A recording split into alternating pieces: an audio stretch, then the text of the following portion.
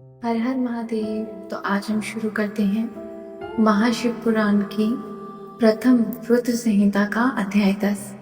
इसमें हम पढ़ेंगे श्री हरि को सृष्टि की रक्षा का भार देना एवं त्रिवेद को आयुर्बल देना।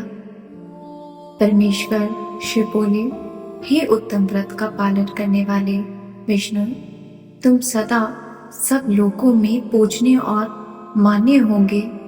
ब्रह्मा जी के द्वारा रचे लोक में कोई दुख या संकट होने पर दुखों और संकटों का नाश करने के लिए तुम सदा तत्पर रहना। तुम अनेकों अवतार ग्रहण कर जीवों का कल्याण कर अपनी कीर्ति का विस्तार करोगे। मैं तुम्हारे कार्यों में तुम्हारी सहायता करूंगा और तुम्हारे शत्रु का नाश करूंगा। तुम में और रुद्र में कोई अंतर नहीं है, तुम एक दूसरे के पूरक हो।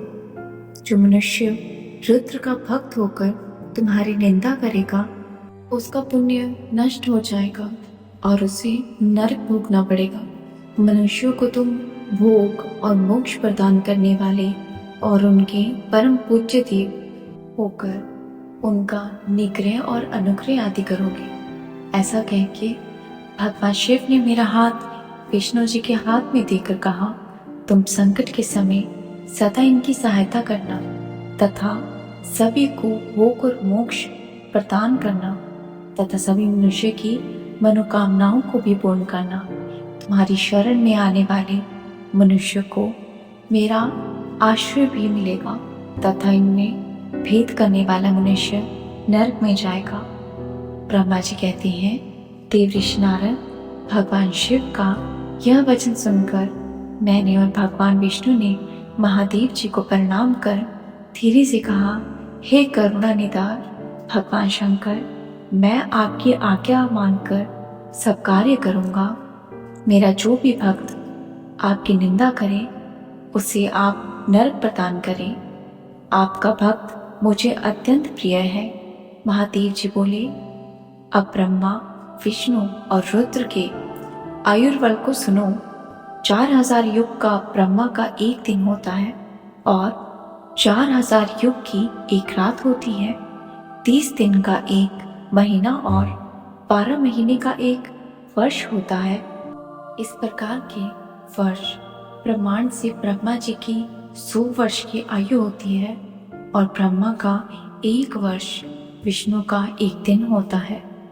वह भी इसी प्रकार से 100 वर्ष जिएंगे तथा विष्णु का एक वर्ष रुद्र के एक दिन के बराबर होता है और वह भी इसी क्रम से 100 वर्ष तक स्थित रहेंगे। तब शिव के मुख से एक ऐसा श्वास प्रकट होता है जिसमें उनके 21,600 दिन और रात होते हैं। उनकी 6 बार सांस अंदर लेने और छोड़ने का एक पल और 8 घड़ी और 60 घड़ी का एक दिन होता है।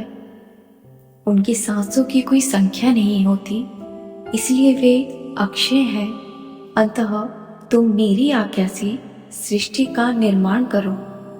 उनके वचनों को सुनकर विष्णु जी ने उन्हें प्रणाम करते हुए कहा कि आपकी आज्ञा मेरे लिए शिरोधार्य है।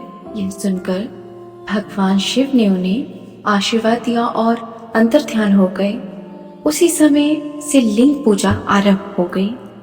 ये थी इस अध्याय की कथा। अब मिलते हैं अगले अध्याय में।